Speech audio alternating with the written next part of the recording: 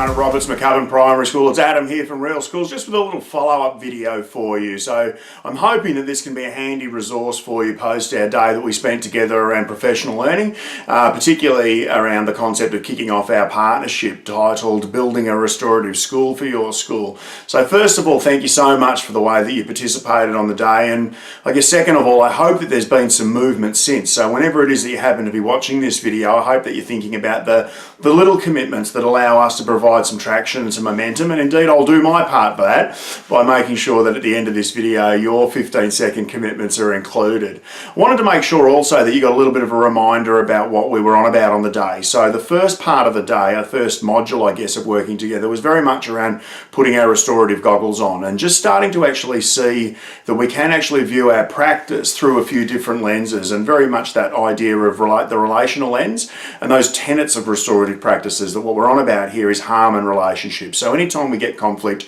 anytime we get bullying, anytime we're getting relationship issues, what we're trying to teach our young people to do is to repair them with a view to fixing up the harm and the relationships.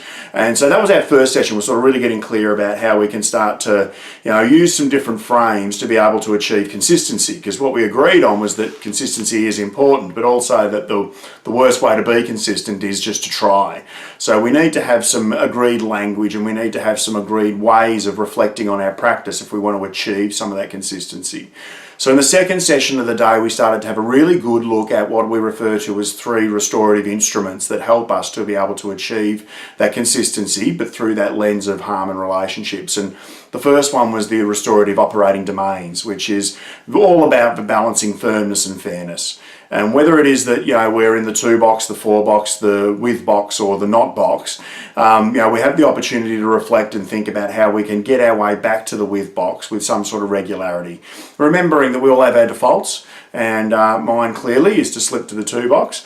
But what I do know is that when I do, I have a responsibility to take myself back to the with box. And there are also times when we must leave.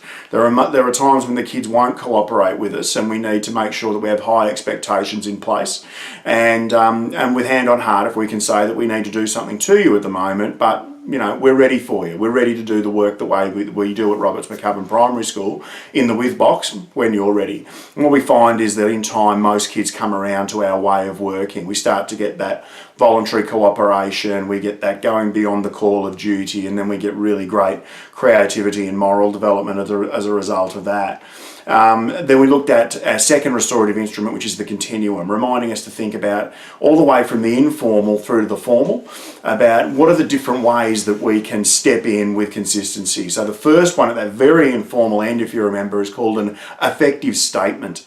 What that's really all about is just chucking in a feeling. So we're not even looking for a conversation at this point. We're not looking to go through the restorative questions. All we're looking to do is to include one piece of language around affect or feelings. So the second step is that, along is probably that affective interaction, which is that quick one-on-one over about 1 to 3 minutes, geared around past, present, future as quickly as possible. The next one would be, again, past, present, future focus, but you take a little bit more time with your small and impromptu conferences, because what that's about is making sure that when things go wrong in groups, that we're able to resolve them with some sort of consistency around even my own kryptonite, those Year 6 girls who really challenged me about keeping everything in the past.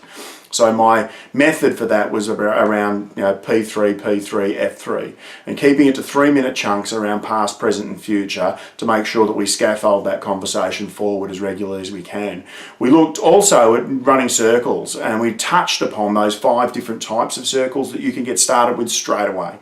So you can have a go at check-in circles, check-out circles, preparation circles, response circles, and also learning circles as a way of being able to introduce new content. And then at the very formal end, and we'll look at this in far greater detail as we move forward in our partnership, we've got the formal conference, which is where we start to use those restorative questions as a script, and where we also start to invest a significant period of time, because these things happen quite seldomly. And then I guess that third instrument is those questions. Just remembering that those questions are very powerful, but their only job is to take things from past to present to future. So your responsibility is not to read the questions like a script, but to make sure that you use them as a guide. And as long as you're moving from past to present to future, you can feel confident that you're doing something very productive. So you might rush, You might be in a hurry and you might need to take a couple of questions out, and you might decide that it's time for a good chat here and it's time to actually elaborate and use your own counselling abilities to be able to move forward with that, and that's fine too. And in the last session of the day, what we had a really good look at was understanding human behaviour. So we looked at that golden rule that human behaviour, that every behaviour has a meaning and a context. And we also then looked at Joe Lang's t-shirts as a frame through which we might start to build our skill at identifying the motivation behind behaviours. So we thought about those help me kids, those look at me kids, those make me kids, and those you'll pay kids, and what it is that we might need to do in those situations to just start to be able to bring them back into, into a higher level of engagement and a lower level of perhaps disruption. And look, I just more than anything, I guess, than the content of the day is the footage that you're seeing now, which is the way that you work together on that day. I want to thank you so much for the wholehearted way you got stuck into the day and the really fantastic conversations that were erupting on tables. And I think that's really great because, as I mentioned, I think that what that does is provides us with sharp tools. So I want you to look for ways to make sure that we continue to what we call deprivatise practice in your school, and then I think we can start to really get some fabulous things happening collectively as we move forward. So there you go, there's a little summary video. I hope you find this useful, but more than anything, I hope you find the little end of this video where your 15-second commitments are going to be included. I am incredibly excited about the partnership that's ahead of us and the work that we're going to be doing together over the next 3 years. I think it's going to be a great journey, and this is just the beginning. So I'll talk to you again soon. Bye for now. The touching base with temperature check on kids' feelings daily, and being very mindful about priming. I'm going to do the restorative questions. I'm going to be implementing circle time and the check-in first thing next week. I'm going to check in with my individual students in small groups, how they're doing, how they're feeling, both positive and negative.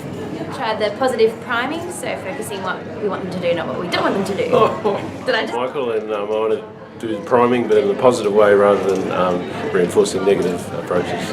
Thanks. Resonated with me was the statement about repairing harm and strengthening relationships. Continue loving my job, first aiding, and it doesn't really pertain to me all of today, but I'm just loving it. So thank you very much.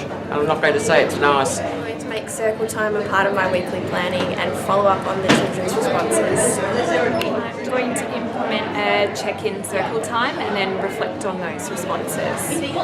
I'm going to do lots more check-in circles and get them actually thinking deeper thoughts and emotions. I'm going to try to avoid separating students who have issues and give them a chance to sort them out rather than just putting them apart. Or circle time, so that people get to know each other better. Become less for and more to. I'm going to work on repairing the harm and building relationships. I'm going to practice the large group circles at least once a day. Read it from here. I'm going to ask more questions like what happened, what's has resulted, and what needs to make things right. So they're going to ask those questions. Great day. I thought it was fantastic. What I'd like to do is when there's an incident at school, try and ask the perpetrator first and the victim second. I'm going to keep my sense of humour and perhaps even broaden that and chillax, yeah. Deep breaths first, then relax, don't worry so much, and just enjoy each day as it comes. I'm going to explore lever relationships because I've got an autistic boy I look after, and I need to put that into practice. I'm going to do some more research into affective comments, is that what you call them? Statements. Yeah, statements, and then have a go at it if I feel confident enough after doing some more research. What am I going to do? There was so much I took out of today, it's really hard to choose one moment, but one of my favourite things was if there's two children who are having trouble together, fighting, not getting on well, instead of separating them, bring them together, and that was one of my favourite things I learned. Going to watch dialogue and make sure that everything is welcome and that good practice is what's approached in Memphis. Become stronger and have that difficult conversation, not try and solve things on my own and speak to colleagues. Become more aware of my t-shirts, or the kids in the t-shirts, so I can respond more effectively. And with an older group of kids that I do social skills with, I'm going to use your 2 truths and 1 lie. It's close to something else that I was doing, so I think it'll work well. I'm going to do a reflection on the not for week 2 and just see where I'm spending most of my day. I'm going to implement the 3 minutes for past, 3 minutes for present and 3 minutes for future as a strategy next time I'm dealing with my kids and their issues. The last part of the restorative questioning cycle, because I think I jump in too much and suggest consequences for children, and I'm going to offer them the opportunity to come up with them. I've got to read it. I've written it down. And the check-in circles every day and start priming my kids using the language. I'm going to use the restorative formula of checking in with the past, present and future and the harm that it's done and what we're going to do now. Because I think it's such an efficient use of time for everybody, the kids and for the staff as well. And that's what I'm going to do in the library next week. I'm going to recognise behaviour instead of assuming, and I'm ready for Ben Fordham when he jumps out of the bush. I'm going to implement the check-in game at the beginning of every day. So following repeated behaviours and a discussion with children involved, I'm hoping to come up with an agreed consequence that is signed by myself and the student involved to deter the behaviour happening again. I'm just going to take on board what I've learnt today and try and build those aspects into my work in administration. To work on building respectful relationships with staff and children. The reflective framework I really like, which was the 2 and the with and the for and the not, wasn't it? Yes. And I can see a lot of application for that, so I'm going to try and think more about that. Forward to working with the kids and trying to equip them with the tools for things like conflict resolution and things like that. I'm going to take more time. I'm going to remember that restorative practice takes time. It could be 3 seconds, could be 3 minutes, but it'll be worth it in the long run. To do is take away a lot of what you've said and try and find out a little bit more so that I can adapt it at home as well as school. I'm going to put on my restorative goggles with the interactions with my children. I'm going to acknowledge that all learning behaviours come from different spaces and try to accommodate my teaching to suit each of those needs. Also, like Ash, going to put on my restorative goggles, and visit classrooms a lot more often in terms of the restorative practices, just to ensure that we've got consistency of processes and language across the school. To ensure I get myself into the mindset of using the right language and the right behaviours and being really persistent about this in regards to restorative practices across the school.